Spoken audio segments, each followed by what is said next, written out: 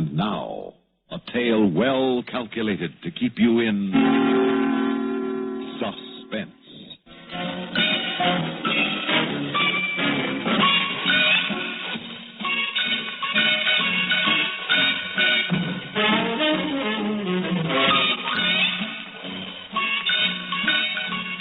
Nearly ready, honey? Darling, it takes time to put on lipstick properly. Well, I'm sure the natives will love you, Jar. What natives? Where are we, Charlie? You mean to sit there making up that utterly provocative lower lip after we arrive at the biggest motel in the only town on 150 miles of desert highway and not know where we are? Well, I suppose I could find some postcards or envelopes in one of these drawers. No, you just stick with the decorating. I'll fill you in from this folder. Let's see, this is the Beatatican. Beatatican Motel is located on the outskirts of Red Mountain, Arizona. So that's where we are. That's where we are. Red Mountain, Arizona is 485 miles east of Los Angeles. What's more, the temperature is now 20 degrees. It's expected to drop to 5 below tonight with snow before morning. Well, no, it doesn't say that in the folder. No, the manager told me that when we registered. 5 below? Mm-hmm. I've never been where it got that cold. Now, you California gals, all you've got going for you there is climate. You never have weather. I'm sorry I failed you so early in our marriage. Better to know the worst right away. Well, come on, let's eat. I'm ready. Now, how do I look? You look fine to me. But the Indians may think white men go on warpath again. Huh? Mm-hmm. White squaw wear heap much war paint. Funny, lad. Got the key? I got it. Let's go.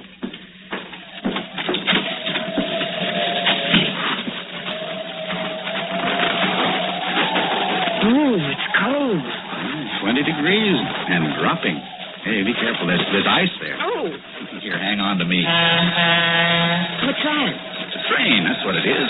Look, over there across the road. A train? Out here in the middle of nowhere? Sure. It's main line from L.A. to Chicago. Runs alongside the highway out here for hundreds of miles. Look at them eating dinner in that dining car. I'll bet they're nice and warm. Want to change places? Oh, they look so safe. I don't want to be safe. I want adventure. You picked a great place for it. Red Mountain, the hot spot of northern Arizona. Just look at it. There's one main street, 52 motels, 87 gas stations. And 6 restaurants featuring Siodmak and canned soup. Yeah, the manager shills for the Kachina doll down toward the center of town. Watch out for that little truck, Charlie. I see him. He's far enough away, I think. Oh, that's so-and-so. What's that, it is? I don't know. He waited till I pulled out in front of him, and then he let me have his bright lights. He blinded me in the rear vision mirror. Oh, maybe he's signaling he wants to pass. Well, let him. Oh, that's it. He's blowing his horn. There he goes. He's in an awful hurry. Oh, look out. He's putting on his brakes. I nearly piled into him. He's drunk, that's what. Or crazy. Well, now he's slowed down to 20. Well, I'll have to pass him. He won't let you. What is this? I speed up, he speeds up. Well, let him go then, Charlie. It's a good thing nobody was coming toward us. Watch out, he's slowing down again. 15. Do you suppose he's doing that on purpose? Oh, I don't know. Hey, come on, get going. I'm going to have to try it again.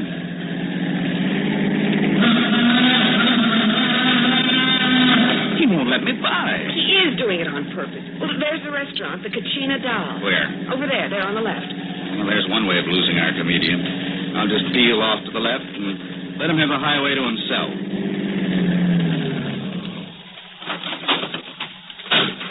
He doesn't seem to want the highway, Charlie. Look up the road. He's turning into that gas station. He's coming back. I'll let him. Come on, let's eat. Charlie, you better lock the car. Why? Him. There's nothing for anybody to take. I'd feel better if you locked it. Oh, all right. Look, he's cruising by, looking us over like he was a cop and we did something. Yeah, maybe he is. It occurred to me when he first swung in front of us. Well, he isn't in uniform. Well, there, the car's all locked. Let's go. Charlie, down the road, he's turning around again. What's the matter with him? Well, whatever it is, it's his problem. Let's eat.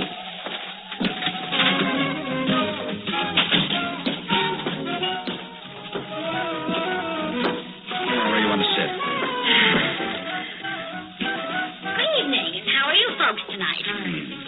we're not too late for dinner, are we? Oh, no, we can take care of you. Right this way, please. Well, here's a nice booth for two. Good. Care for a little drink? Oh. Get out. Fine. No, I don't think we do. I'm pretty hungry. Let's just have some food, because we're starved. Let's see the menu. Okay, coming right up. Charlie. What? The driver of that pickup truck. He just came in. So? It's a public place. But he's coming over here. Let him. Hey, you. Don't pay any attention to him. Hey, you. Were you speaking to me? Yeah, that blue 61 Chevy outside, that belong to you? It does. Well, I want to talk to you. What's on your mind? Outside. Charlie, don't go. I said, what's on your mind? Now, look, Bud, I don't like people cutting in front of me. You mean when I drove out of the motel? Yeah, that's what I mean. Well, I'm sorry about that. I didn't realize you were coming on so fast. Yeah, well, I could have killed you. I could have run you down and killed you. Yes, you could. It was stupid of me not to realize the danger I was in. Yeah, well, I don't like people doing things like I that. don't blame you. Believe me, it won't happen again. Yeah, better not. Because the next time, brother, I'll kill you. I'm sure you will. Yeah, I'll kill you next time. I'll remember that. Yeah, you do that. I don't like that kind of jazz. And I don't blame you. Yeah, well, I accept your apology, and only you remember the next time. I remember. Next time, you'll kill me. Yeah. And don't you forget it. Believe me, I won't. He was drunk, Charlie. At least. I could smell it all the way across the table. Well, that's why I agreed with him. You were wonderful. I was afraid you'd think I was chicken. No, no. There's no point arguing when they're that far gone. No wonder he drove the way he did. I'm proud of you. You left him with nowhere to go but out. Hey, did he give you any trouble, sir? No, not really. Oh, but he might have. He might have killed us out there on the road. Oh, Leroy don't mean no harm. You know him? Ah, sure. Everybody knows Leroy. He talks rough, but he don't mean no harm. Well, you folks decided? I'm not very hungry now. Oh, but you must eat something, hon. You order for me. Gracious, I'm afraid I've lost my appetite, too. Fried pork chops is nice tonight with flour gravy. No, I think not. Have you any soup? Oh, yes, ma'am. Vegetable, tomato, green pea. In cans? Well, as a matter of fact, yes. Good. I'd prefer it that way. You do? Yes. Because then the cook can't get at it. Huh? We'll have vegetable soup. Well, okay. 2 vegetable soup. And what else? That's all. Yes, ma'am. And listen, don't let Leroy upset you. He's just a big kid, that's all. Oh, who put that on? Another folk song. Charlie. Are you sure you locked the car? I'm sure. Maybe you better go look. Why? I don't know. Maybe he's done something. Oh, broken a window, split a tire. I don't know. Well, I was thinking the same thing. Okay, I'll go look. But be careful.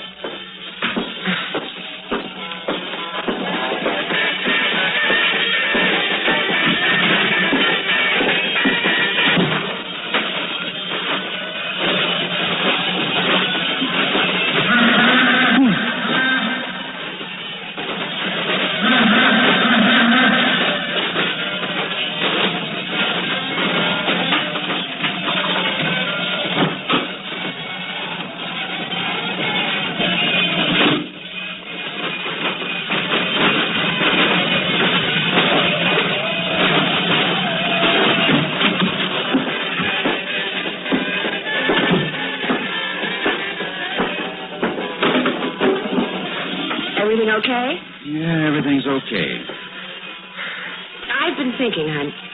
I think we ought to report him to the police. Maybe. We could have been killed, you know. If anybody had been coming the other way, when he wouldn't let us past him, we'd have been killed. I know.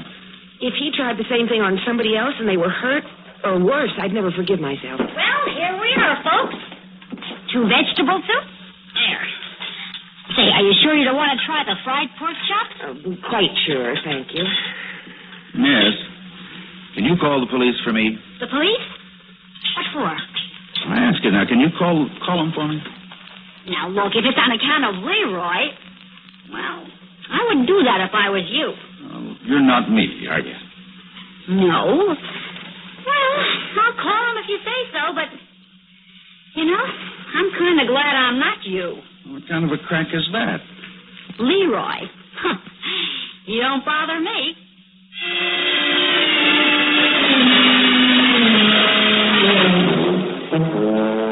Yes, officer, I wrote down the license number, 880. 008. Yes. That's right, officer. It was an International Harvester pickup, painted red and shining. That's Leroy, all right.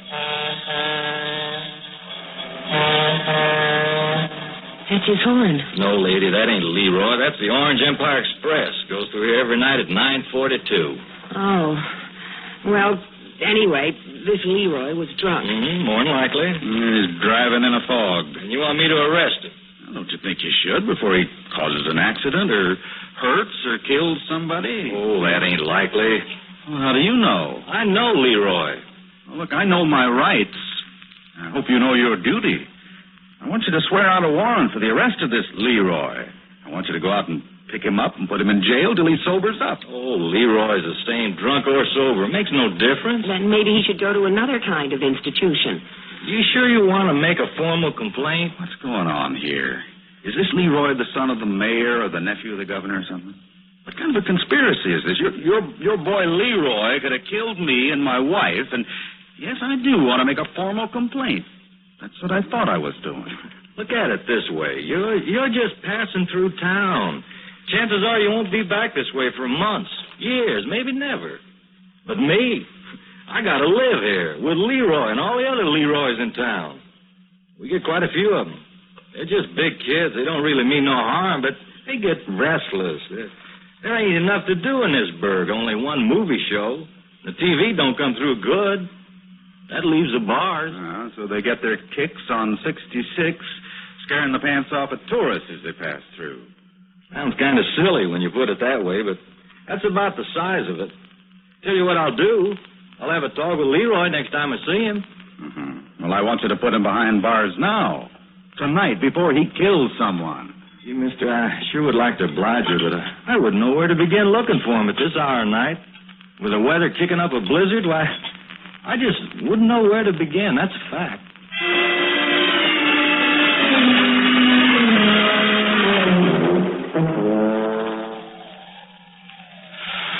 I don't mean to invade your privacy, hon, but haven't you already filed the nails on that hand? Huh? Oh, yes. Charlie, I'm so nervous I don't know what I'm doing. And I keep hearing noises outside. Your imagination's playing tricks. I suppose so. But just a minute ago, I thought I heard them again. Oh, Charlie, I know it's silly, but would you please check the car again for me? Oh, come on, Flo. Please. And then I promise I'll get ready for bed. All right. Flo. What is it? Somebody let the air out of the back tire. Leroy.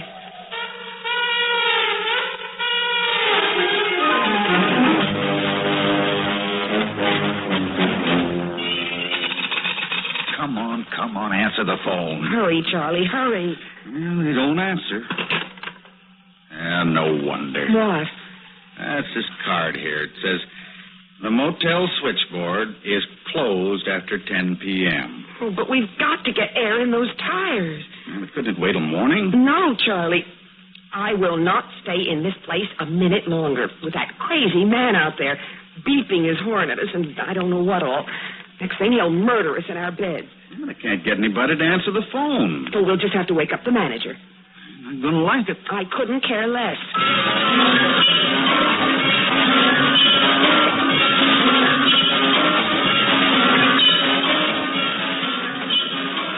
There's nothing I can do for you, Mac. I'm all alone here. Can't you come out and... Call up in the morning.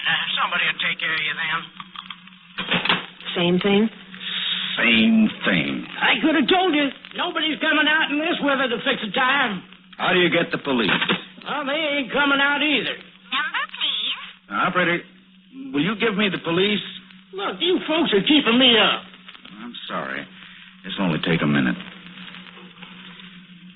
Red Mountain Police? Listen, did you pick up Leroy? Oh, it's you. Yeah, it's me.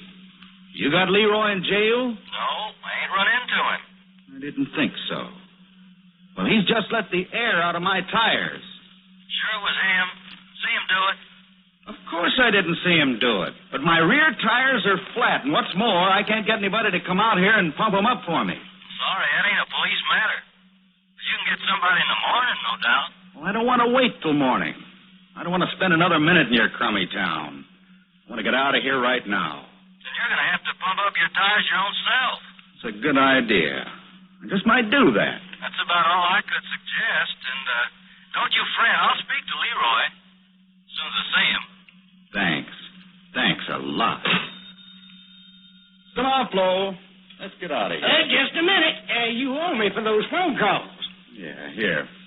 Keep the change. Buy a trip to the moon.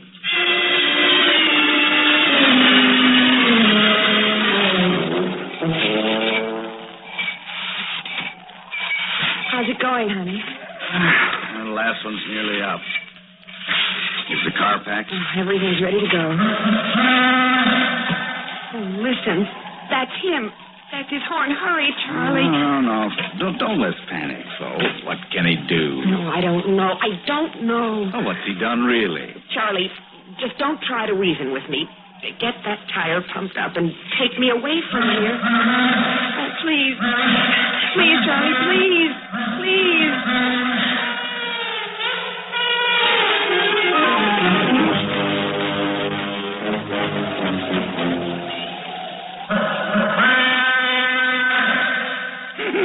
What's the idea of parking out in front of the police station blowing that horn? You're giving this town a bad name, scaring them tourists. They wanted me to arrest you. Oh, you wouldn't do that to no friend. I didn't want to, but then you had to go and let the air out of their tires. You know, I do the darndest thing sometimes. No, you're going home. I'll lock you up for being ornery. You better do that, Pete, because I never make it. You know, I can't see to drive home. All right, climb out then. I'll give you a cell to sleep it off in. Yeah. I said knock off that horn. Oh, but it sounds so pretty. Pete, you know, you're a real pal. Just a real pal. Putting up a pal for the night in the jailhouse.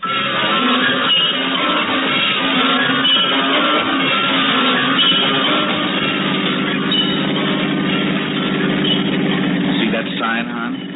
City limits Red Mountain. Come back soon. Sure we will. Oh, Charlie, I never was so glad to get out of any place in my whole life. I didn't exactly enjoy it too much myself. Turn on the radio, huh? It's funny how a little thing like that can work on you. And grow to on the edge of panic, you know. Oh, those snowflakes are so big. They come straight at you. You would have ducked because they seem to be coming through the windshield. The best driving conditions, I can tell you that. Can't be much better than 20. Oh, I don't care if you have to crawl. We're getting further away from that dreadful town every minute. Oh, that's all I need. What? Some idiot behind me with his high beam on. Only one headlight. It's murder. Charlie, you don't suppose...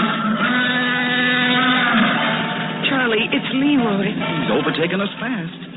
You can't let him past.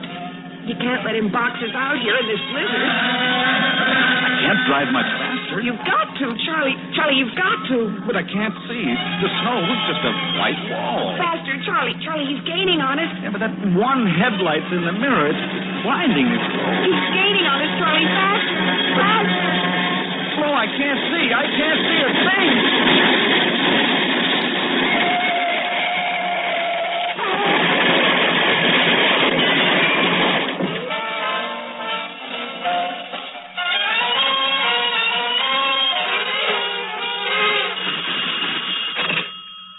Botanical Motel. This is Pete over at the police station. Yeah, you woke me up. I'm sorry, Sam. That tourist that was beefing about Leroy? trying to get some sleep. Yeah, well, if you see him, tell him I picked up Leroy. Tell him Leroy's sleeping it off in the jail.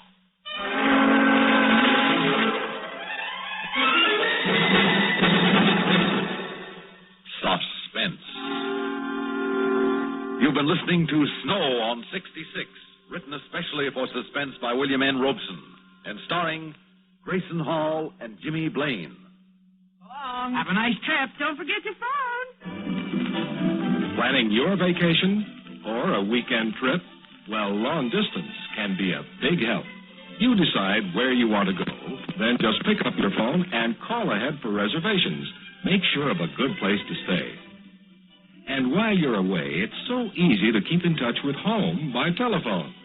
Well, have a good trip, and don't forget the phone.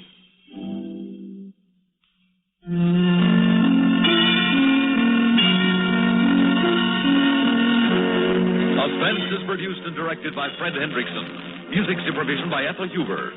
Heard in tonight's story were Gwen Davis, James Dimitri, Bill Mason, and Sam Raskin. Sound patterns by Walter Otto. This is Stuart Metz speaking. Listen again next week when we return with The Next Murder, written by Joseph Corcoran. Another tale well calculated to keep you in suspense.